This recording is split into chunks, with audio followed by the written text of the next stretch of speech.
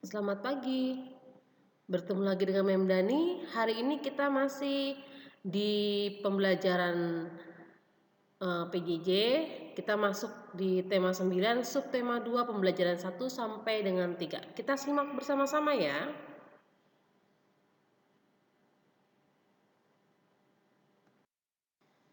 Kita masuk ke bahasa Indonesia, yaitu karakteristik iklan dalam media elektronik.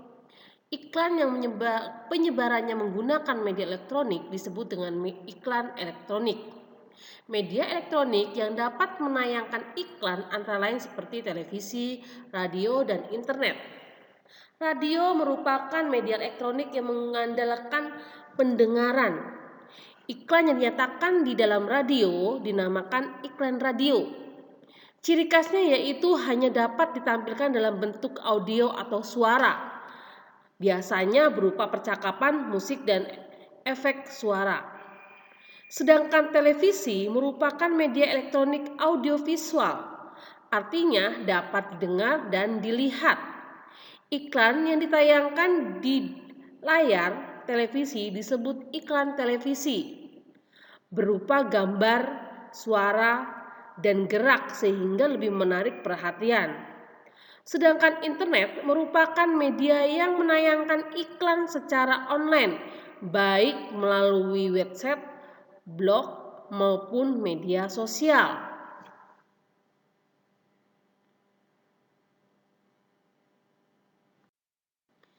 Kita masuk ke unsur-unsur iklan. Unsur-unsur iklan secara umum agar ditampilkan menarik perhatian. Yang pertama yaitu perhatian. Yang kedua minat, yang ketiga keinginan, yang keempat rasa percaya, lalu yang kelima adalah tindakan. Itu adalah unsur-unsur iklan. Unsur iklan elektronik berdasarkan medianya. Di sini unsur iklan elektronik, radio, ada televisi dan internet. Kalau unsurnya dia hanya suara. Kalau televisi itu ada suara, ada gerak, ada gambar dan tulisan. Sedangkan internet itu ada suara, gerak, gambar dan tulisan. Sama dengan televisi.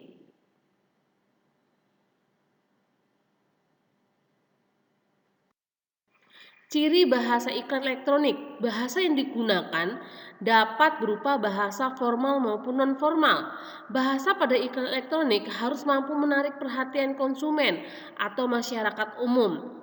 Beberapa ciri bahasa iklan elektronik yang mampu menarik perhatian khalayak atau masyarakat umum yaitu yang pertama, pilihan kata yang digunakan menarik, tepat, logis, dan sopan.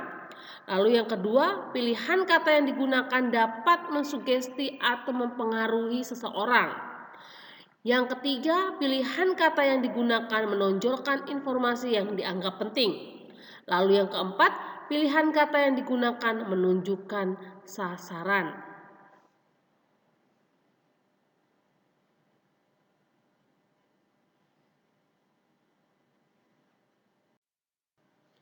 Kita masuk ke IPA. Di sini zat-zat penyusun dalam minuman. Banyak jenis minuman yang ada di sekitar kita, misalnya air mineral, es teh manis, es sirup, dan sebagainya. Air mineral termasuk zat tunggal yang berupa senyawa, berbentuk cairan yang tidak berasa dan tidak berbau. Es teh manis merupakan materi berbentuk cairan yang berasal dari campuran air, serbuk teh, gula pasir, dan es batu.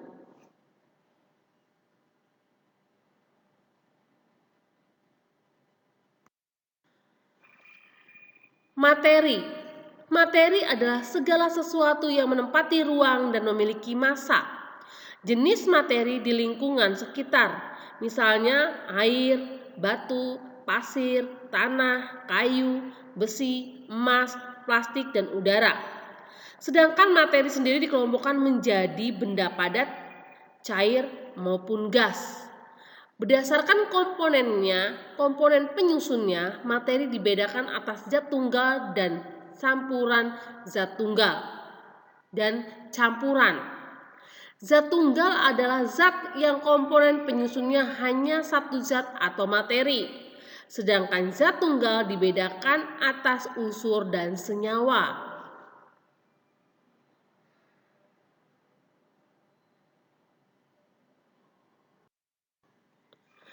Unsur adalah zat tunggal yang tidak dapat diuraikan menjadi zat-zat lain melalui reaksi kimia.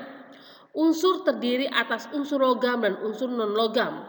Contoh unsur logam yaitu besi, emas, perak, platina, dan lain-lain. Sedangkan contoh unsur non-logam yaitu oksigen, hidrogen, nitrogen, dan karbon. Sedangkan senyawa adalah zat tunggal yang terbentuk dari beberapa unsur, contohnya adalah air atau H2O, garam dan gula. Sedangkan air dapat diurai menjadi gas hidrogen dan gas oksigen.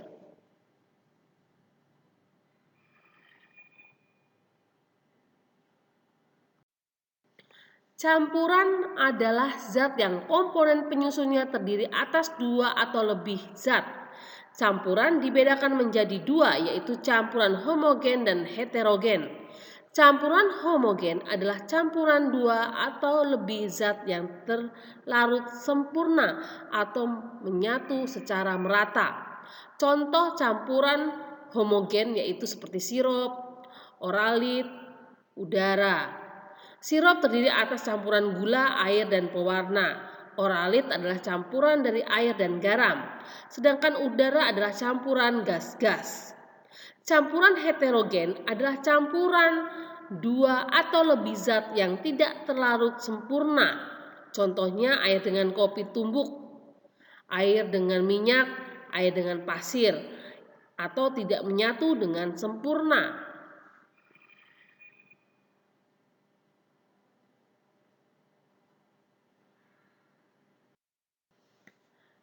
Zat penyusun suatu benda. Berikut contoh materi penyusun dan jenis materinya. Kita lihat di sini materinya adalah air. Penyusunnya adalah hidrogen dan oksigen. Jenis materinya adalah zat tunggal. Sedangkan teh manis adalah penyusunnya adalah air, teh, dan gula. Jenis materinya adalah campuran homogen. Oralit penyusunnya adalah garam dan air. Sedangkan jenis materinya adalah campuran homogen. Jeruk manis penyusunnya adalah air, perasan jeruk, dan gula. Jenis materinya adalah campuran homogen. Adonan kue penyusunnya adalah tepung terigu, telur, dan pengembang kue. Dia termasuk jenis materi campuran heterogen. Adonan bakwan penyusunnya adalah tepung terigu dan sayuran. Dia termasuk jenis materi campuran heterogen. Sedangkan air kopi penyusunnya adalah air, gula, bubuk kopi. Jenis materinya adalah campuran heterogen. Es teh penyusunnya adalah air, teh, gula, dan es batu. Ini termasuk jenis materi campuran heterogen.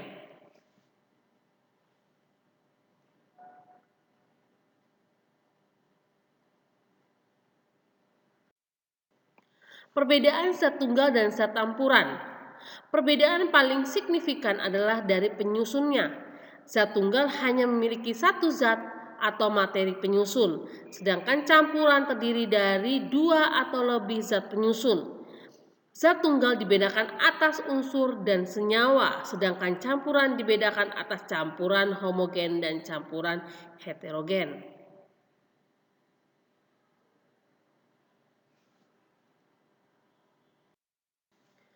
Di sini kita lihat perbedaan tabel, perbedaan antara unsur, senyawa, dan campuran. Di sini unsur yang disusun oleh zat murni, senyawanya adalah disusun oleh dua unsur atau lebih, sedangkan campuran disusun oleh beberapa zat. Sedangkan unsur yang tidak dipisahkan dengan mudah, senyawanya adalah dapat dipisahkan dengan reaksi kimia, lalu campurannya adalah dapat dipisahkan secara fisika. Lalu unsur berikutnya adalah lebih sederhana dari senyawa.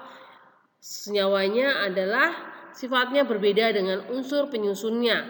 Lalu campurannya adalah sifat zat penyusunnya masih ada. Lalu unsur berikutnya tersedia di alam bebas. Senyawanya terbentuk dari perubahan kimia. Lalu campurannya adalah terbentuk dari perubahan fisika. Sedangkan semua sifat sama, unsur yang memiliki semua sifat sama yaitu senyawanya semua sifatnya sama. Lalu campurannya adalah sifat tergantung zat penyusunnya. Itu adalah perbedaan dari antara unsur, senyawa, dan campuran.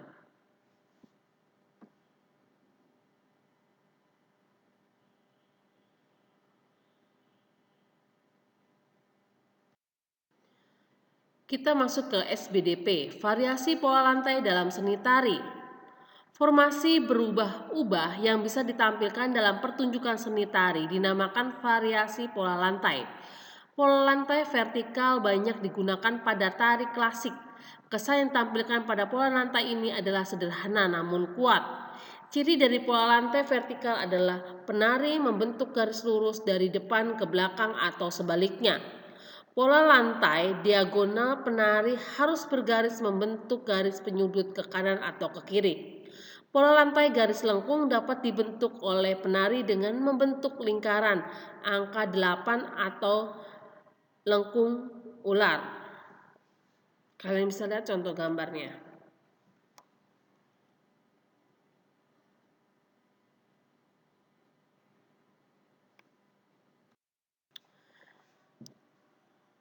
Kita masuk ke PPKN, yaitu peristiwa yang mencerminkan persatuan dan kesatuan. Menghormati perbedaan merupakan sikap yang dapat menjaga dan memelihara persatuan dan kesatuan bangsa. Persatuan dan kesatuan mengandung arti bersatunya berbagai perbedaan menjadi satu kebulatan yang utuh dan selaras. Peristiwa yang mencerminkan persatuan dan kesatuan yaitu Festival Budaya Nusantara, toleransi hidup berdampingan dalam perbedaan, dan semangat kekeluargaan dan tolong-menolong.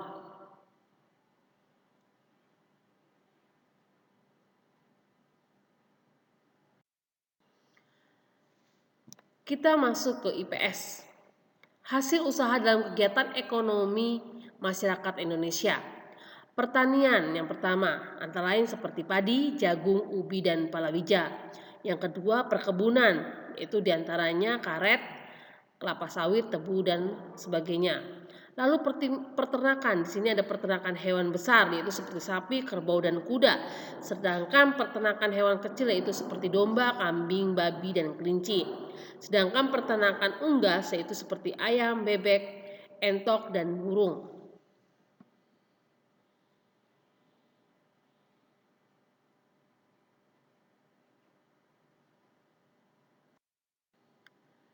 Yang keempat yaitu perikanan. Yang pertama yaitu usaha perikanan dapat dengan cara membuat kolam, yaitu berupa perikanan air tawar seperti ikan gurame, ikan lele, ikan nila, ikan kakap, dan sebagainya. Dan perikanan air payos yaitu ikan bandeng. Yang kedua yaitu penangkapan ikan air laut, yaitu berupa peralatan yang digunakan dengan tidak merusak habitat laut yang lain. Sedangkan kehutanan adalah salah satu bentuk usaha kehutanan di lingkungan dengan reboisasi maupun pencegahan terhadap penggundulan hutan. Hasil dari hutan yaitu kayu, damar, rotan maupun kemenyan.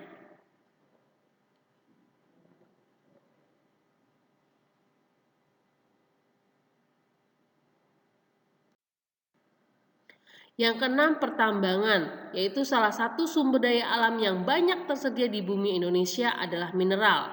Usaha pertambangan mineral demi kesejahteraan manusia. Hasil pertambangannya antara lain seperti emas, batu bara maupun minyak bumi. Sedangkan industri adalah usaha yang dapat dilakukan perorangan, kelompok maupun perusahaan milik swasta atau pemerintah. Usaha pengolahan bahan mentah yang berasal dari sumber daya alam menjadi bahan setengah jadi atau barang siap pakai. Contohnya hasil industri yaitu benang menjadi pakaian, karet menjadi ban, dan sebagainya.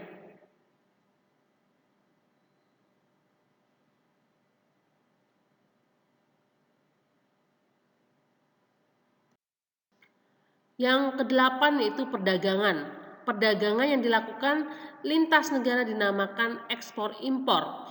Impor merupakan usaha memasukkan atau membeli barang dari luar negeri, sedangkan ekspor merupakan usaha mengirim atau menjual barang ke luar negeri. Sedangkan usaha jasa merupakan usaha yang menyediakan jasa untuk memperoleh keuntungan. Contoh usaha jasa yaitu jasa di bidang transportasi maupun di bidang pariwisata.